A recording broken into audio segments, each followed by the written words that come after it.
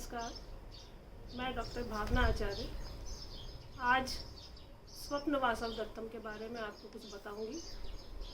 उससे पहले हम नाट्य साहित्य के बारे में थोड़ी सी चर्चा करेंगे। संस्कृत साहित्य की अनेक विधाओं में एक विधा है नाटक। इस नाटक या इस अभिनय कला का जन्म कैसे हुआ, इस बारे में विद्वानों में बहुत सी चर्चाएं हैं, बहुत से मत हैं, अलग अलग मत हैं। और उन मतों में ये बताया गया है कि इसकी उत्पत्ति, नाटक की उत्पत्ति वेदों के संवाद सूत्र से हुई है। किसी ने कहा उत्तलिका नृत्य से इसका जन्म हुआ है, किसी ने छाया चित्रों के प्रदर्शन से इसकी उत्पत्ति मानी है। तो इस संबंध में अलग अलग मत हैं। भारतीय परंपरा के अनुसार आचार्य भरत ने अपने प्रसिद्ध ग्रंथ नाट्यशास्त्र के प्रथम अध्याय में एक कथा का वर्णन किया है, जिसमें त्रेता युग में अनेक देवता ब्रह्मा के पास गए और मनोरंजनात्मक सामग्री के लिए निवेदन किया कि ऐसी सामग्री का निर्माण किया जाए जो दृश्य भी हो, श्रव्य भी हो और समाज के जो चारों वर्ण हैं उनके लिए उपयोग में आ सके। इस तरह की सामग्री का निर्माण करने का निवेदन देवताओं ने ब्रह्मा से किया। तब ब्रह्मा ने चारों वेदों से कुछ कुछ सामग्री लेकर एक नाटक का निर्माण किया। और उस संबंध में जो प्रथम अध्याय का श्लोक है वो इस प्रकार है। जग्राह पाठ्यम ऋग्वेदात् सामभ्यो गीतमेव च यजुर्वेदाद अभिनयान रसानाथर्वणादपि। मतलब ऋग्वेद से संवाद, सामवेद से गीत, यजुर्वेद से अभिनय और अथर्ववेद से रस का सामग्री को लेकर उन्होंने नाट्य का निर्माण किया। चूँकि चारों वेदों से उन्होंने थोड़ी थोड़ी सामग्री ली थी, इसलिए उससे निर्मित होने वाला जो नाटक था उसको उन्होंने पंचम वेद की संज्ञा दी। इसलिए नाटक को पंचम वेद के नाम से भी जाना जाता है। इसमें सबसे अधिक सहायता ऋग्वेद से ली गई, क्योंकि उसमें संवाद और कथोपकथन बहुत अधिक है और नाटक में इन्हीं की अधिक महत्ता होती है, कथन की, संवाद की। और उसमें ऋग्वेद में विश्वामित्र के, वशिष्ठ के आख्यान थे, पुरुरवा उर्वशी का संवाद था, उन्हीं को लेकर और नाटक में स्थापित किया गया। शैशवावस्था में नाटक सामाजिक मनोरंजन का एक माध्यम था और उस समय उसका जो रूप है वो ग्राम्य नाटक का रहा होगा, ऐसी मान्यता है। उस लोक नाट्य को परिष्कृत करने के बाद लोक की भलाई और दुश्चिंताओं के निवारण के उद्देश्य से उसे समन्वित कर नाट्य का जो शास्त्रीय रूप है उसे खड़ा किया गया, जिसमें लोक के श्रेय और प्रिय दोनों को संपन्न किया गया। लौकिक संस्कृत साहित्य में शैली के दृष्टि से दो भाग किए गए हैं इसके। एक तो है दृश्य काव्य और एक है श्रव्य काव्य। नाटक जो है वो दृश्य काव्य के अंतर्गत आता है, क्योंकि इसे पढ़कर भी और इसका अभिनय देखकर भी आनंद लिया जा सकता है। इसीलिए महाकवि कालिदास ने इसे चाक्षुषक्रतु मालविकाग्निमित्रम में कहा है कि ये आँखों को शांति प्रदान करने वाला एक प्रकार का यज्ञ है। नाटक की उत्पत्ति के बारे में हमने थोड़ी सी चर्चा की है। अब संस्कृत साहित्य के प्रथम नाटककार महाकवि भास के बारे में हम चर्चा करेंगे। उनके स्थिति काल के संबंध में बहुत विषमता है, क्योंकि उनकी रचनाओं से उनकी स्थिति का पता नहीं चलता है। फिर भी विभिन्न तर्कों की समीक्षा करते हुए उनकी स्थिति या उनका समय ईस्वी पूर्व 3री या 4थी शताब्दी के मध्य माना जा सकता है। भास के कुल प्राप्त नाटकों की संख्या 13 है। त्रावणकोर राज्य में संस्कृत के हस्तलिखित ग्रंथों का अन्वेषण करते हुए टी गणपति शास्त्री ने इन नाटकों की खोज की और उसे भास नाटक चक्रम के नाम से प्रकाशित किया। इनके जो 13 नाटक हैं उनमें 7 नाटक महाभारत की कथाओं पर आधारित हैं, 2 नाटक रामायण की कथा पर आधारित हैं, 2 महाराज उदयन की कथा पर और 2 नाटक जो हैं वो कल्पना मूलक हैं। किसी में 1 अंक है, किसी में 4 अंक हैं, किसी में 6 अंक हैं। इस तरह से इनके नाटक हमें प्राप्त होते हैं। इनमें स्वप्न वासवदत्तम जिसका हम अध्ययन करेंगे वो इनका सर्वोत्कृष्ट नाटक माना गया है, क्योंकि इनके जो परवर्ती विद्वान हुए हैं या संस्कृत साहित्य के लेखक हुए हैं उन्होंने भी मुक्त कंठ से इस नाटक की प्रशंसा की है और रंगमंच की दृष्टि से भी यह नाटक सर्वश्रेष्ठ माना गया है। अब नाट्य साहित्य की चर्चा करने के बाद में हम स्वप्न वासवदत्तम की कथा वस्तु और इसके प्रमुख पात्रों पर प्रकाश डालेंगे।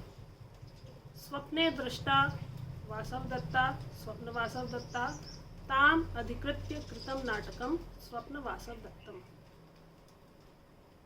इसकी कथा वस्तु से पहले हम इसके प्रमुख पात्रों का उल्लेख करेंगे। पात्र कई हैं इसमें, लेकिन जो प्रमुख पात्र हैं वो इसमें हैं। सबसे पहले इसके नायक हैं सर्वगुण संपन्न नायक राजा उदयन। फिर इसमें पति परायणा और आदर्श नायिका है वासवदत्ता। उदार हृदया और स्नेही द्वितीय नायिका का नाम है पद्मावती। स्वामी भक्त मंत्री और कार्यकुशल मंत्री हैं योगंधरायण। और राजा का मित्र जो है, जो उसके साथ हमेशा रहता है, जिसे विदूषक भी कहा जाता है, उसका नाम है वसंतक। इस नाटक के 6 अंकों में उदयन के स्वामी भक्त मंत्री योगंधरायण के बुद्धि चातुर्य से राजा उदयन और पद्मावती के विवाह की कथा वर्णित है और इस विवाह का प्रयोजन उदयन के राज्य की पुनः प्राप्ति और उसके शत्रु आरुणि का विनाश रहा है। ये संक्षिप्त कथा बताई है मैंने। अब हम अंकानुसार थोड़ी इसकी कथा का विवेचन कर लेते हैं।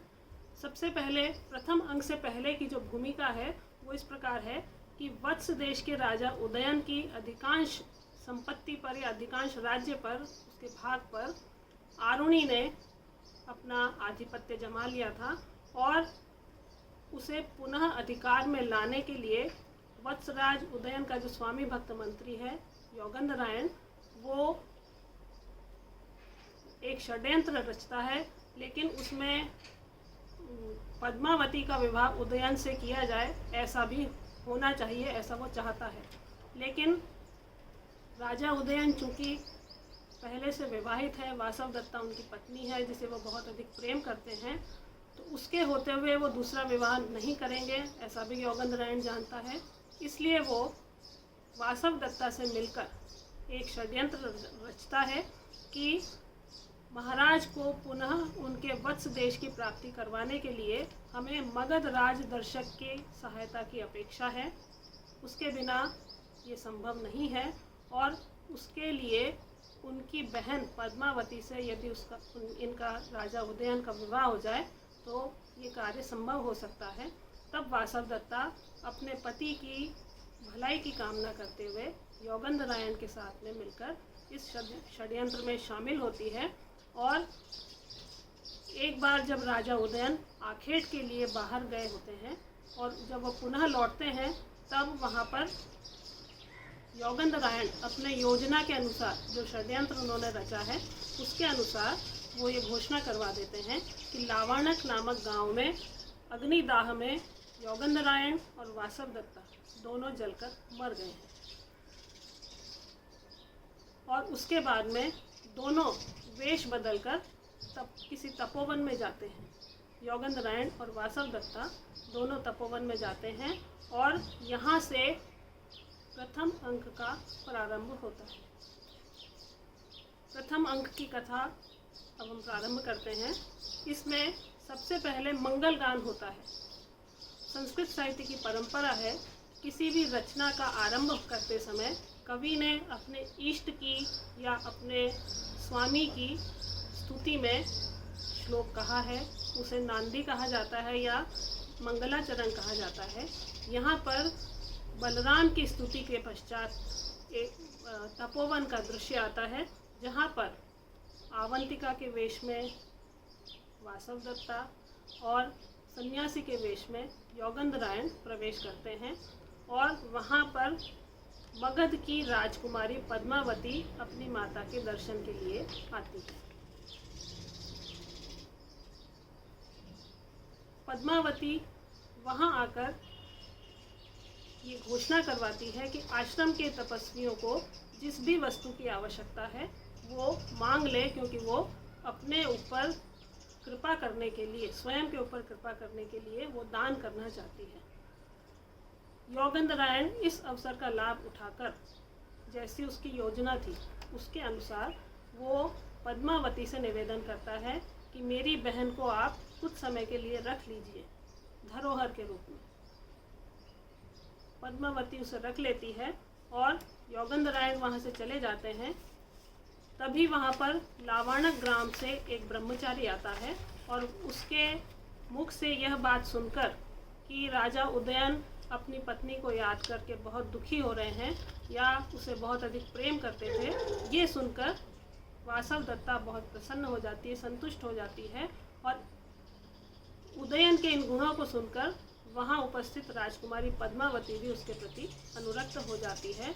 और दूसरी चर्चा ये होती है कि पद्मावती के विवाह के विषय में भी वहाँ चर्चा हो रही है।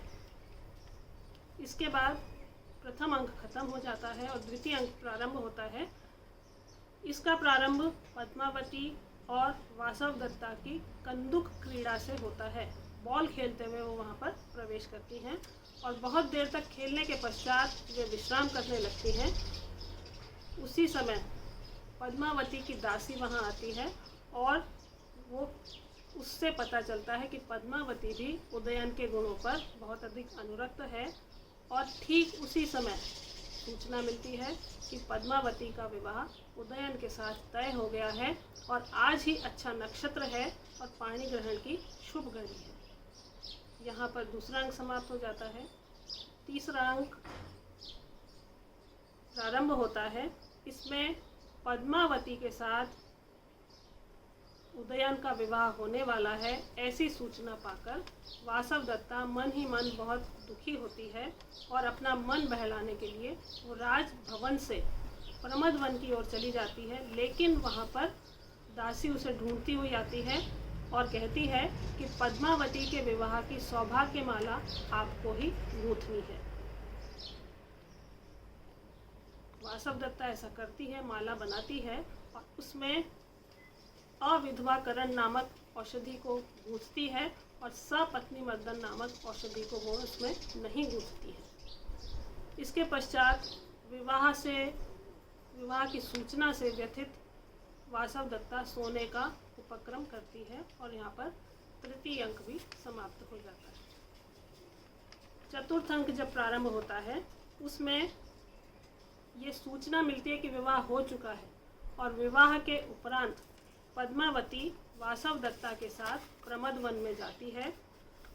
उसी समय राजा उदयन भी अपने मित्र वसंतक के साथ वहाँ प्रवेश करते हैं। उन दोनों को देखकर पद्मावती और वासवदत्ता पेड़ों के पीछे छिपकर उनका वार्तालाप सुनती है।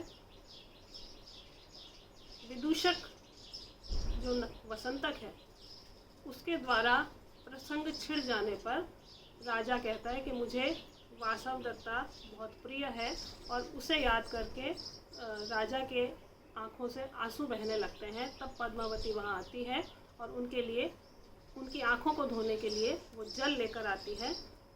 ये स्थिति देखकर कि अब कोई संकट न हो जाए तो उस प्रणय संकट से बचाने के लिए विदूषक राजा उदयन को याद दिलाता है कि मगध राज के सम्मान में होने वाले उत्सव में हमें जाना है और ऐसा कहकर वे दोनों वहाँ से प्रस्थान कर जाते हैं। यहाँ पर चतुर्थ अंक भी समाप्त हो जाता है।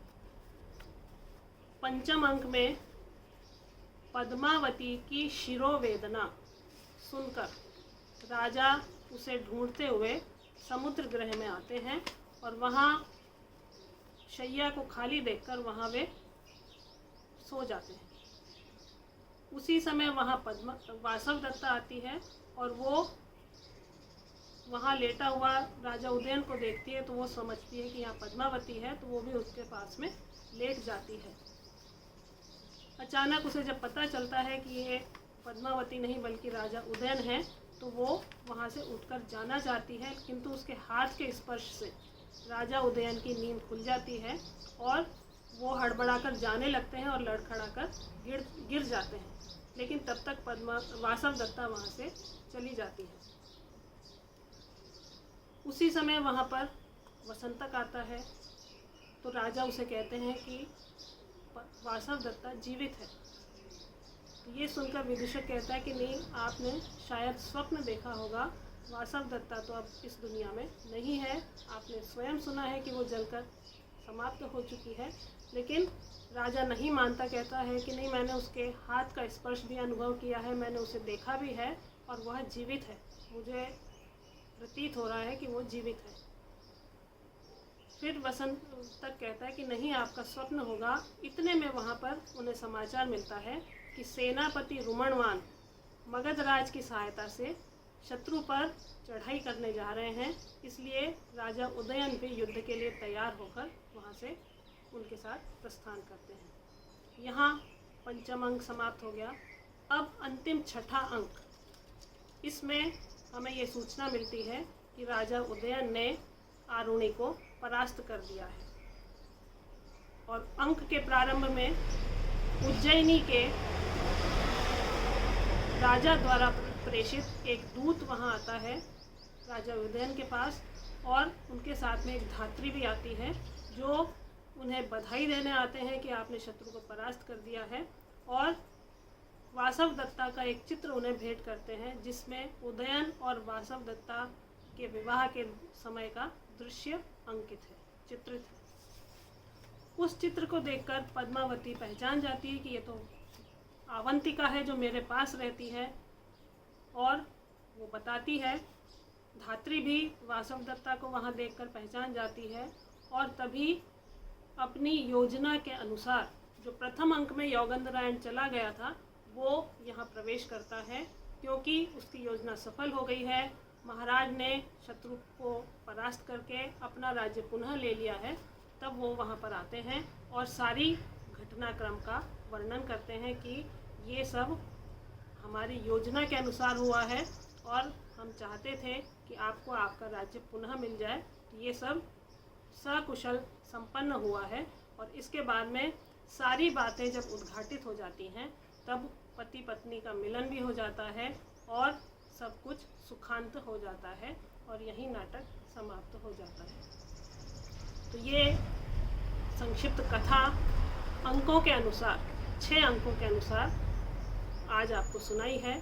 आगे अब हम इसका अंकानुसार जो श्लोक है या जो कथा है वो हम पढ़ेंगे। तब तक आप इसका अभ्यास कीजिए।